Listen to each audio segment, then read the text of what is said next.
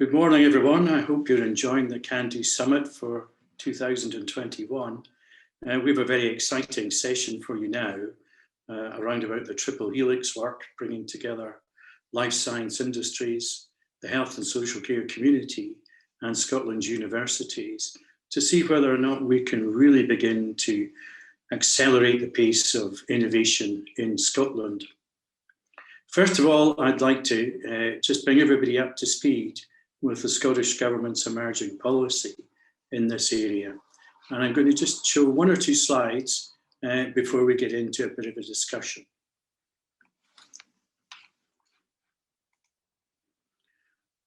First of all, I'd like to give you a bit of a background to life sciences in Scotland. It's presently a vibrant community growing around about 6% per annum. And it's going to be one of our largest growth areas in Scotland. It feeds into a global market that is now the fastest growing market in the world, growing at 7.9% with a value of over 3 trillion, with the demand for healthcare being driven by population growth across the planet. In the UK, we're nearly £80 billion a year on innovation to drive forward new solutions to healthcare challenges in Scotland, the UK, and for a global market. And now is a very exciting time to get involved in this agenda. Scotland has to compete though for investment to innovate from global investment funds, and in particular UK industrial strategy funds, as well as funds from angel funders, banks, and venture capital. So today we're going to explore how innovation feeds into the two big plans in Scotland, one for economic recovery and one to remobilise, recover and redesign health and social care services. The Scottish Government and its programme for government have put together a new policy organisation in the Scottish Government to pull together policy from the economy and from health and social care into a cohesive grouping to make sure that industry in Scotland and those innovating in health and social care and those academics researching in those areas have the optimum support to drive forward their work. And this is because we need to do better. Our performance needs to improve. In the health service, our auditors tell us that we're slow to adopt new innovations into practice. And we're going to explore today how we might do work differently in that domain. The diagram on the screen illustrates the industrial challenge. On the second layer of the document, we see that we're the fourth best in the world in this example in producing research on AI, which is great. However, when it moves towards that research commercializing, our ability to drive forward patents, we drop to about the 8th in the world. No bad thing, but our performance drops. Then when we move to commercializing the research into companies and jobs, we fall way down the world list. And our challenge is to see whether or not we can recover some of that ground by innovating and opening up our innovation assets. And this is where the triple helix comes in. We're about co-designing, co-developing, and co-delivering from research, development, innovation into use and commercialization.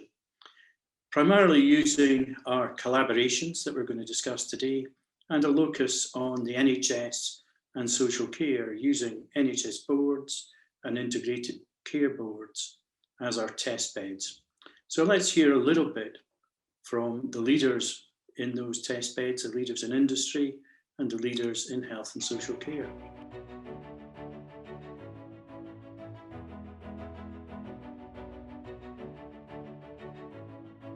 The testbed environment creates an opportunity to really work with exciting companies, to be able to rapidly test whether or not the solutions they provide or suggest are meaningful and useful, and then be able to iterate, and then to be able to look across the span of what industry offers and be able to pick out those that we think are going to be useful and then test them rapidly.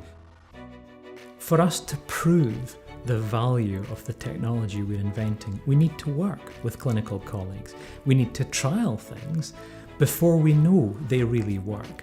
Hence the requirement for something like a testbed environment. It gives you access not only to the clinicians but also to all the resources that sit behind those clinicians, such as information governance and e-health, and really it gives you the best opportunity to actually deliver sustainable change within the health service. The triple helix of academic, industry and healthcare partnership is the only approach by which we're going to improve and address the healthcare challenges that we face. I've not seen clinical trial practice move so fast from results to implementation, to getting something new effective in patients' hands, really by any other approach.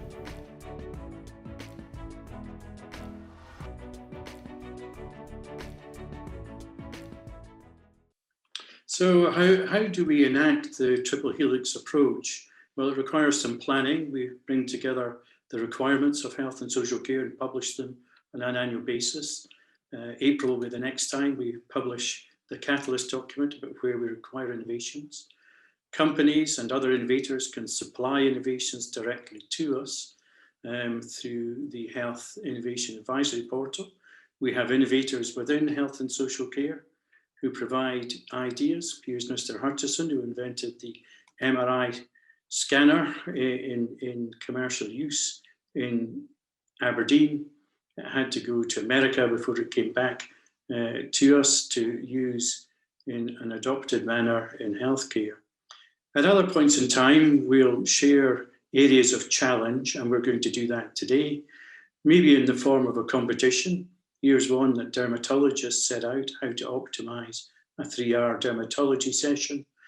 And in response, they innovated with 5 companies and have now adopted a solution across Scotland that allows for direct consultation by video conference, but the bulk of consultations taking place in an asynchronous manner, far more convenient for clinicians and for those people seeking support from the service. For larger initiatives, multiple companies innovate together with academic partners and the NHS.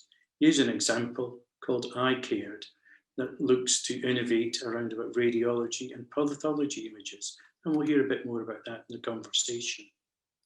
Bringing together our priorities in Scotland this year are 2 plans. One, the 3 R's plan that I mentioned earlier, that focuses in on 4 areas. Our priorities on healthy living and well-being, our priorities around about prevention and proactive care and self-care, our priorities for everything that is in the unscheduled care work stream in health and social care, and also lastly, everything that's in a planned care work stream. And we have a significant backlog to catch up on as a consequence of the pandemic. Also, industry comes together in the form of the Life Science Industry Group in Scotland, and they have 3 big priorities this year that they're looking at. One is the pharmaceutical supply chain, how we apply modern manufacturing techniques to ensure a better supply of existing and new drugs in Scotland. Health technologies, both in diagnostics and across the healthcare pathway. And more importantly, given our experience last year, animal, agricultural and aqua health, and our ability to be a step ahead of the curve. Now I'd like to introduce the panel. And first of all, I'd like to go to Robert Gordon's University and ask Nirmalie for an introduction. Hi, Andrew. Thank you. So I'm Nirmalie Wiratunga, and I'm a research professor in the School of Computing at the Robert Gordon University, and I work particularly in the area of artificial intelligence. My own personal interests are in decision support systems and how to use few data and to make decisions more explainable and transparent. As a university, we are very strongly committed to the Triple Helix program, how to support and drive innovation in health and social care.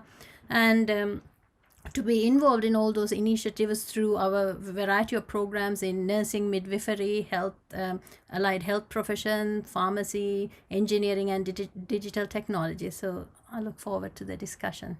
Thanks and welcome. And your neighbouring university is Aberdeen University. Ian would like to introduce yourself. Yeah, thank you, Andrew. Good morning, everybody. My name is Ian Stansfield. I'm a professor at the University of Aberdeen. Aberdeen is also a partner in the Triple Helix group. I'm Director of Research in the School of Medicine, Medical Sciences and Nutrition. And we sit really at the interface geographically and literally between the medical science-based research that goes on in the University of Aberdeen and our NHS partners on the Forest Hill campus. And it's very exciting to work with not just Robert Gordon University, but industrial partners like Canon via the ICAD initiative and so on, to bring research expertise from the whole of Aberdeen, both universities, to bear on these clinical problems. Thanks very much. And over to Edinburgh. Sandy, can you introduce yourself? Yeah, certainly, Andrew. Thanks very much for the invitation to participate today.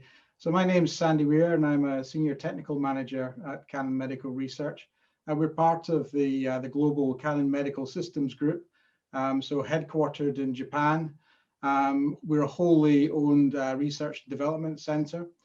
We develop breakthrough technologies, and we add intellectual property value to Canon Medical Systems.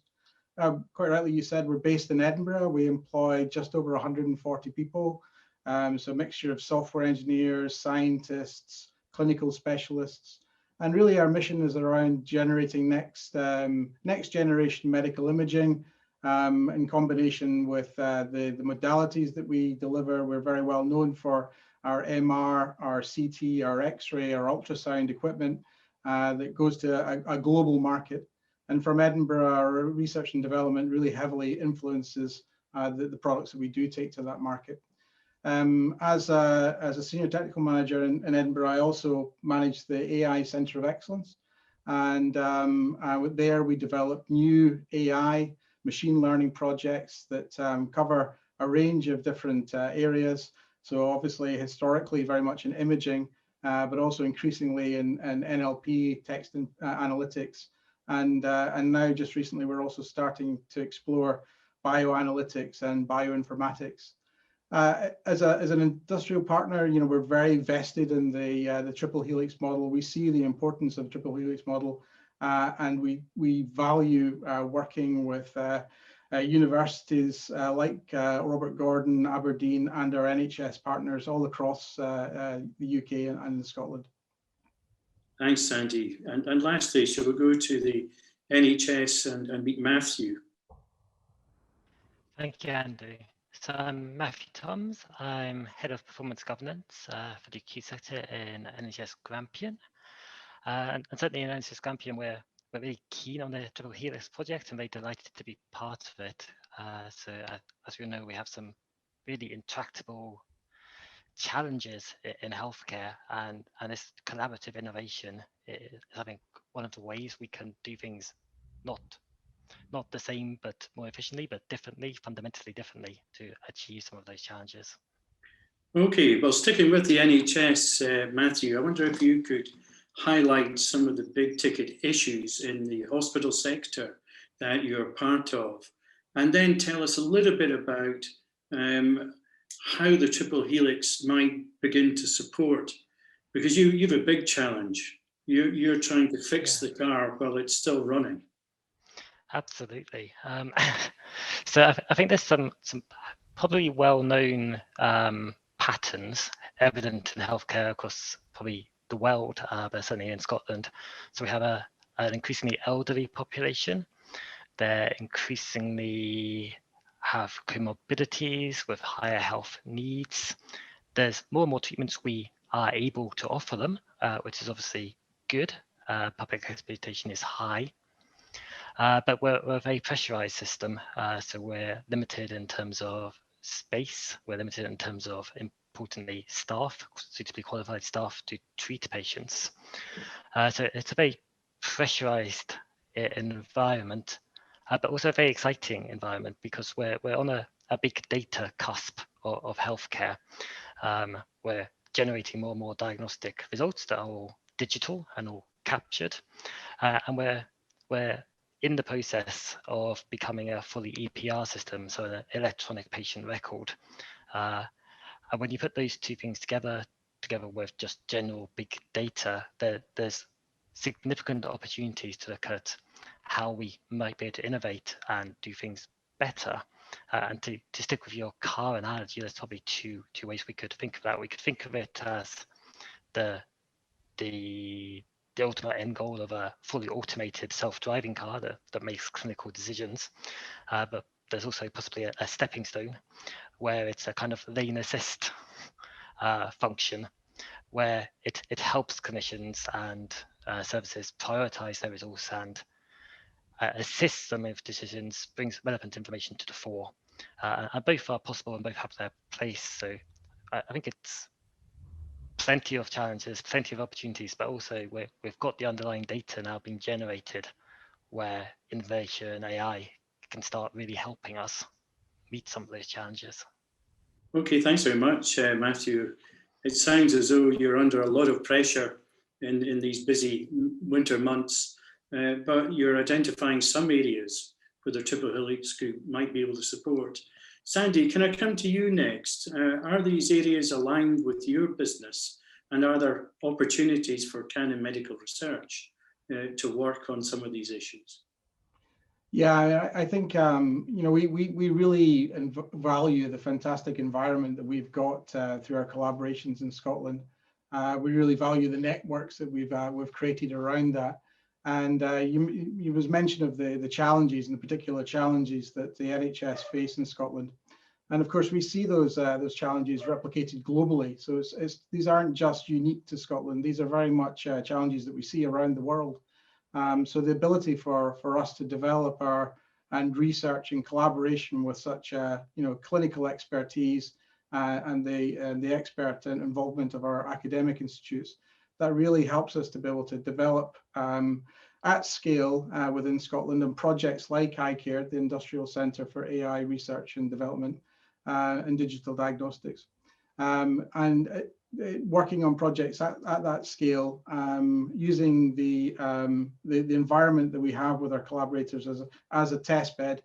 We can develop really strong, robust and reliable technologies that we can take to a global market to address, as I say, those same problems that are mirrored around the world that we see reflected in both at home in our home market in Japan, and of course other parts of the States and around Europe.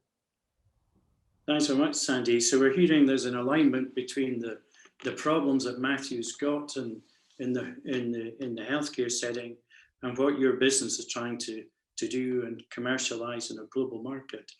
Turning then to Ian and Nirmalie, how can Robert Gordon's University and Aberdeen University feed into this?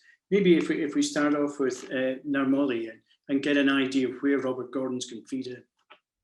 I guess, Andrew, we do keep our ear to the ground, so we listen and we engage. So in terms of listening, it's relatively easy for us because we have a strong and long established link with the NHS. And as you may know, a lot of our staff are practitioners, and their input will shape and deliver some of the content in many of our degree programs in nursing, midwifery, health sciences, and so on. And more recently, we also work with the NHS Grampian to try and create a SFC upskilling short course to teach or convey leadership in strategic innovation in the health and social care. And so in this current cohort itself, we already have several dozen, I'm told a dozen senior managers across NHS Grampian working on this short course. And during that the course, they will be sort of provided tools, and they will be taught how to explore, manage and implement the important change and innovations that are needed. So that's one way how we listen and we action. The other way is the way in which we engage is through our national and local ecosystem partners. So if you take One Scotland, innovation centres, interface and so on, we get involved in various challenges that are thrown to us through the health environment. So, for example, if you take the SPRI challenge, which was recently put together with Aberdeen University and also Canon Medical, RGU worked very closely with NHS on the radiology challenge of how to automate and apply AI for fracture detection given images and text, and to explore how these systems can be embedded in the clinicians and radiologists' working pipeline. So these are all very useful challenges that allow us to, come forward and demonstrate some of our technology and so on. I guess as a university, we are expected to sort of listen, and we will continue to do that, and together to help the NHS to sort of improve the quality and effectiveness of patient care through technology innovation. Thanks very much, Ian. It comes across that you're someone who likes to get his hands dirty, and you definitely have the opportunity here to get deeply into industrial processes and health and social care ones. Where can Aberdeen University add some value into the mix here? I think in two ways. One, perhaps very specific and tangible, and that's the provision of a data safe haven. So this is somewhere where data can come out of the NHS and be looked at by researchers in a way that protects patient confidentiality. And first and foremost, when researchers get their hands on a research problem, data is needed to fuel those discussions and to drive the research process. I think the second way in which the university can really help, and I don't underestimate the value of this, is by having groups of researchers around with who speak medicine, by which I mean that in order for researchers across a diversity of disciplines to get together to orchestrate multiple attacks on a problem, they need to be speaking the same language. And I think virtually every challenge that will emerge and is emerging from the NHS will require that multidisciplinary response. So having researchers, as we do in our school, who are not only steeped in medical science, but also engineering, mathematics, physics, computing science, health data science, is vital to orchestrate a multiple response to these NHS challenges. That's very helpful, Ian. So I'm going to invite everybody in the audience to begin to work with this Triple Helix group and solve a real problem in health and social care now. And Matthew's going to take us through a real challenge that's present in the NHS and social care across Scotland, but the opportunity is to go live into a health and social care system and get into that challenge now. But just before I go back to Matthew, one final comment from others on the panel. What's the one big thing we could do together this year in 2021 to drive forward your academic and industrial ambitions? Sandy? Yeah, I think very, very quickly, Andrew, I think it's about the ability to be able to demonstrate efficacy.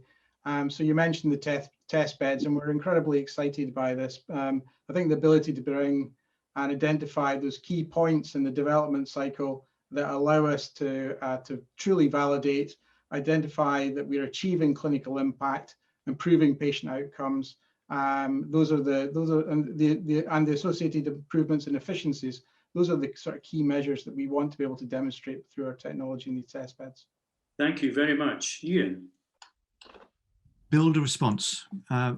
Assemble a team of researchers from across our universities which can mount an effective challenge to an NHS problem which brings with it industrial partners, so we can begin the process not only understanding the problem, developing a response to it, but commercializing that response and providing innovation opportunities for our commercial partners. Excellent, thanks Ian. And lastly, Nirmalie. I think it is trying to come up together as a multidisciplinary team. So bringing in the clinicians, the technologists, and also the stakeholders and the patients and the people who will be using also the technology, and to sort of look at the main challenges and apply the technology, but importantly also to explore how we can create the new IP, because the it is the new IP that would then drive the spin-outs and the SMEs that we want to see blossom through this partnership. That's brilliant. Thank you very much. So if you would like to join this group, we'll be joined by a group of clinicians, senior managers, a wider group of industrialists and academics after this session for a whole hour to get into this. Can you please join us? We'd be really grateful. Matthew's going to lead us into that now by giving us an outline of a particular challenge that the NHS has now. Matthew. Thank you, Andrew.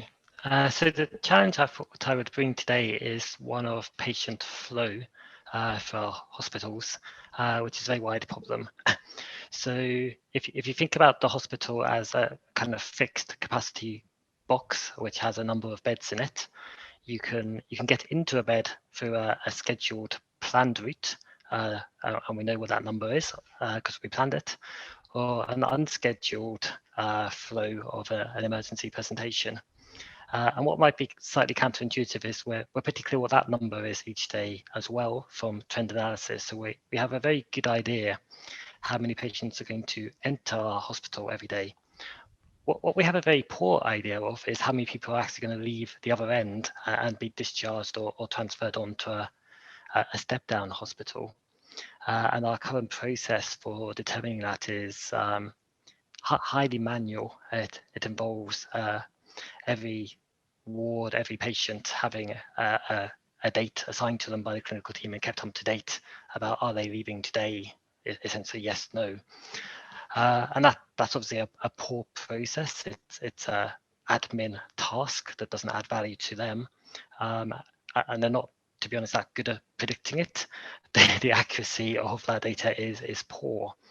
So an awful lot of time, both managerially, clinically, nursing, consultant-wise, is spent every day basically trying to work out that bed balance position of are we going to have enough beds to see us through tonight, and if not, we obviously have escalations to address that.